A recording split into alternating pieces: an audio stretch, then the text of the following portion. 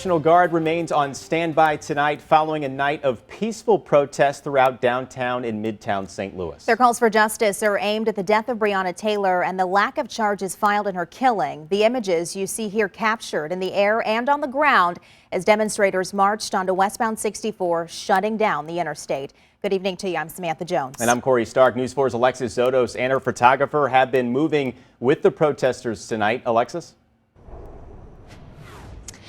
Corey, we are outside of St. Louis Police Headquarters where things are calm and quiet. All the protesters have gone home after a 3-hour march and vigil through downtown. You can actually see that there are some candles and some flowers for Breonna Taylor that have been left in front of police headquarters here tonight.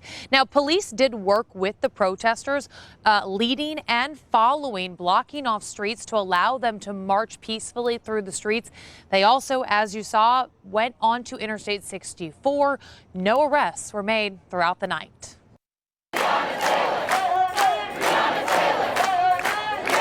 Her name echoed across the world, and it rang out tonight in downtown St. Louis as activists once again expressed frustration over what they say is a lack of justice. We've been asking for the same thing that we've been asking for several years, and that's you all are going to stop killing us. Reginald Garth and State Representative Rasheen Aldridge led protesters and chants outside of St. Louis Police Headquarters.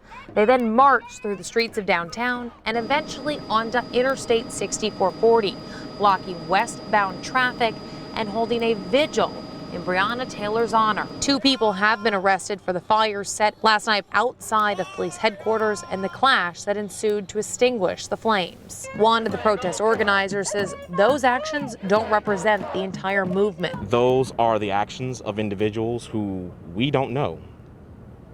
Much like how they say that, well, not all, cops are, bad cops. But here's the thing, we call out those who come to completely disrupt and to give us a bad name. Again, tonight's protests were peaceful. They were disruptive because traffic was blocked on the interstate as well as around town, but they were nonviolent tonight. And the protest organizers say this is not all. They do plan to meet again on Saturday up in Ferguson with another protest that will be coordinated with those happening in Louisville. Count on News 4 to bring you the latest as we learn it.